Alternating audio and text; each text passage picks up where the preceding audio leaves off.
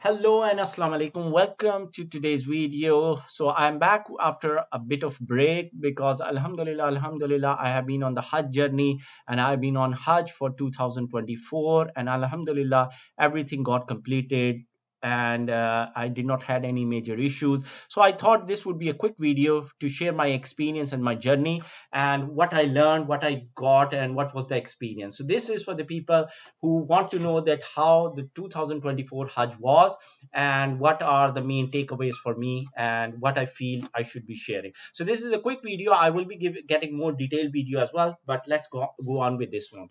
So alhamdulillah, the fifth pillar of Islam, which is Hajj, which is obligatory on anyone who has the financial power and the physical power, and it is compulsory on such a Muslim. So alhamdulillah, that is completed, and I have, by the grace of Allah Almighty, I have completed and accomplished that in 2024. I've been among the lucky people who did that.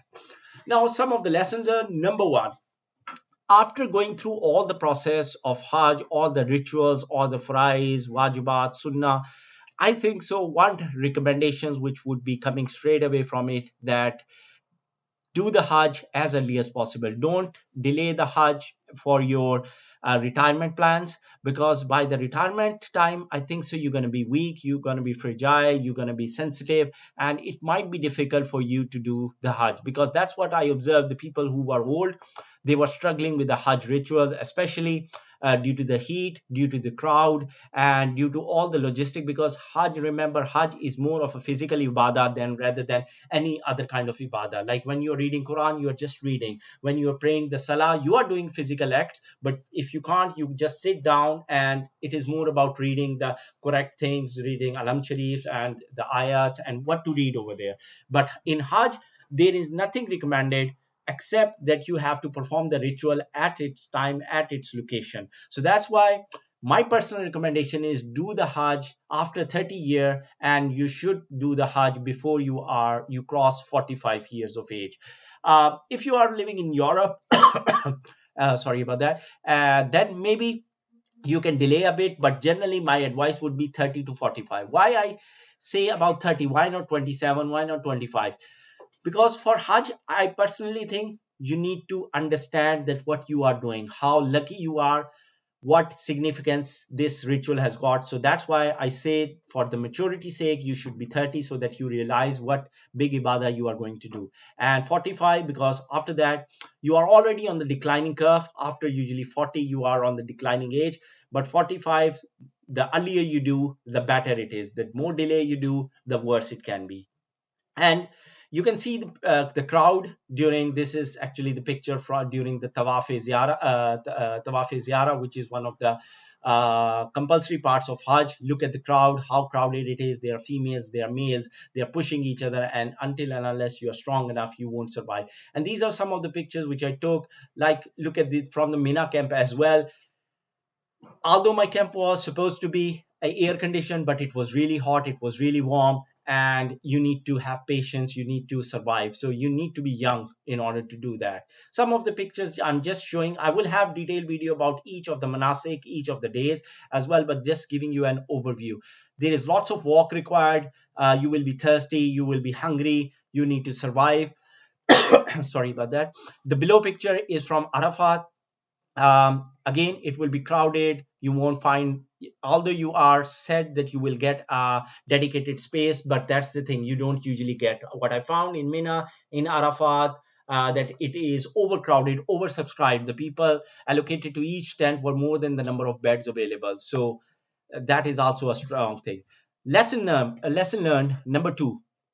So if you have been following the news, unfortunately, by the grace or by the will of Allah, I would say that almost 1,300 people died during the Hajj. So this is the news which is from BBC. So this is authentic. That's why I got it. But you search for it, you will hear 800 plus, 1,000, 1,300, different media is telling about different counts of death.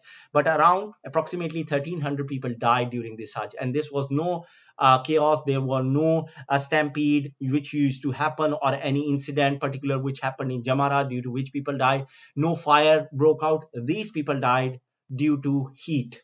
Majority of the people had the heat stroke due to the hot weather. They were not equipped enough, they were not prepared enough mentally, they didn't know that what to do, like the basic things which I've been mentioning in my videos. Get an umbrella, get a sunscreen, get a pair of glasses, get a cap after you are out of the state of ihram. At least you can wear a cap. Keep your head covered when you can. Of course, during the state of ihram, the males cannot cover, but use the umbrella you can use. But as you can see in the picture, this is from BBC actually, how many people are using the umbrella? And on the first day of Jamarat, the temperature touched almost 53 degrees Celsius, which was ambient temperature, which was under the shade. And if you go under the sun, open sky, then of course it was much more. So that's why many people died. Of course, the heat stroke was the main reason, but other underlying people had sugar problem, they had heart problem, and once the weather starts to stuck you, you get other problems as well. And as you would have noticed, I'm coughing right now. So this is one of the things which, even with the strong immune system, and you are taking care of everything, you still get some kind of disease from there. So I'm coughing, I have a sore throat, and it's still continuing after like 10 more than 10 days of Hajj. And this is again some of the pictures which I took, which are authentic, not copying from other sources. You can see the people resting. This is from when we were going on a bus from Mina to Arafat. Many people were walking all the way from Mina to Arafat, and you can see in the top picture people resting because it was really hot, it was warm, and it's difficult warm. And this time is around like 10 o'clock, 10 a.m. actually, and still it becomes quite warm. And here in the bottom picture, I don't want to say, I have the video, but I don't want it to show right now. Maybe I'll try to show this. Here a lady was crying, and I think so husband had fallen on the ground. We were on the bus, you can see the shoe fallen over here as well. She was crying for help, she was asking the buses to stop, but they don't stop. It is, I don't know, like we asked, we requested the bus driver to stop and take them on board, but they strictly said no, no one will help. So there are police cars over there, there are everyone, but they don't help. So I don't know what's the reason. As I mentioned in one of the videos, what I understand as well, only ambulance can take care of the people if they have fallen or have got any problem. Because of the security reasons, of the health problem, you don't know if you're going to be doing better to them or you're going to be doing worse for them. So this is a picture, an unfortunate incident which I saw because the traffic was quite blocked, and I could watch the lady crying for almost 7 minutes in front of the bus, unfortunately, and we couldn't do anything. Lesson learned number 3. Patience. As I mentioned in many other videos, patience is one thing you need to have in abundance if you're going for Hajj. Hajj requires a lot of patience, a lot of big heart, forgiveness. Take a chill, take relax.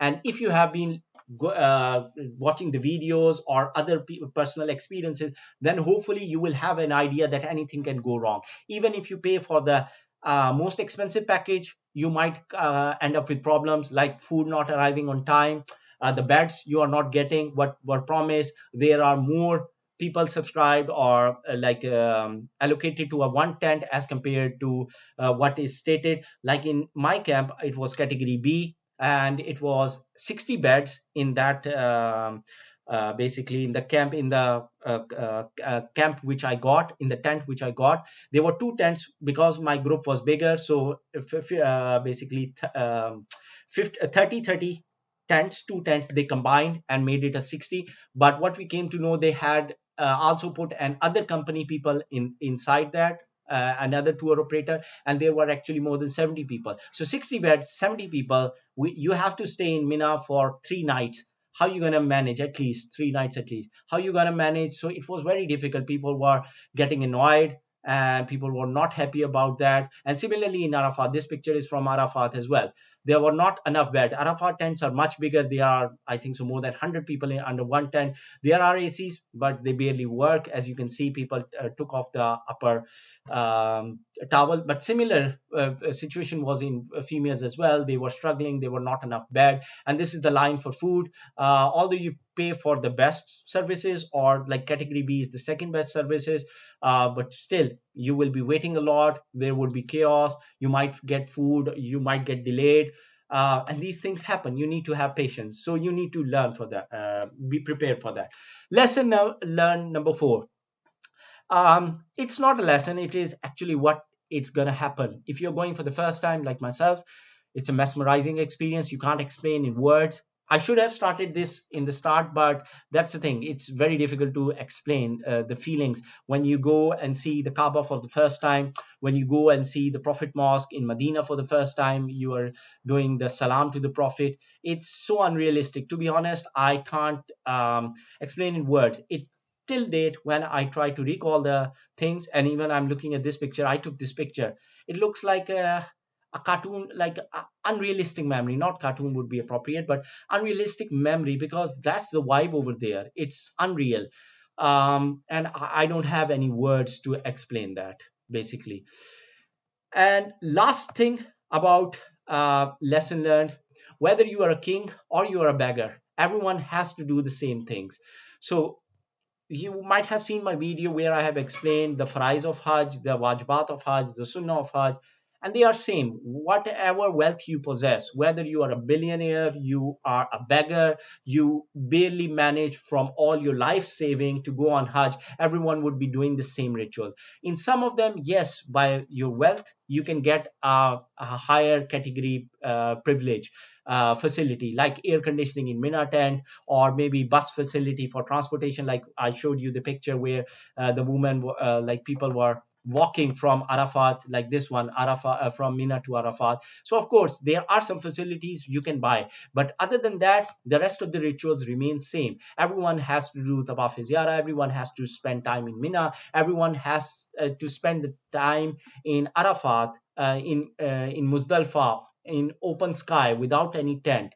And you can see here, like, it's a privileged area, to be honest, because we got the carpets. But what I understand, there are some people who don't get even the carpets as well, and they have to use their own sleeping mats as well. But you can see that how crowded it is. You don't know if someone is a billionaire, if someone is a poor person, all the people are together in this. And similarly, when you are going for Jamarat, for the Rami, here as well, you see all the people. You can't get a transport over there, you need to walk from your tent, whether it's a VIP camp, Al Kabsh, Al Muaisim, category A, B, C, D, wherever. Yes, you might have your camp nearby, but still you have to walk under that 50 degrees Celsius heat, and everyone is same. You can't distinguish. And at that time, if you run out of water, you're going to be begging for water or snatching water. And that's what we did as well, to be honest. Like, in our Mina camp, all the facilities were free. We had free food or 24-hour, we had free drinks available 24-hour, juices, coke, everything. But still, when we were walking towards Mina, and it was like almost 2 kilometers away from our tent, we got thirsty, we did not had water, so we were snatching and looking if anyone is giving, and we wanted the water for ourselves, forgetting about everyone else. So these are the things when you realize that the reality of life is that if you are deprived of anything, you become selfish. And that's one of the biggest learning. Here as well, you can see female, male, everyone sitting on the ground, spending the night in Muzdalifah. So these are basically some of the lessons which I learned from Hajj. There will be inshallah more videos coming about the details of each day, about the experiences which I got, some pictures I took, but I'll try to keep them short. And if you like my channel, please do subscribe and share. But these are my learnings from 2024 Hajj. If you have any question, let me know. And inshallah, I'll try to answer that based on my experiences. Thanks for watching. Take care. Allah Hafiz. Till next time. Assalamu alaikum.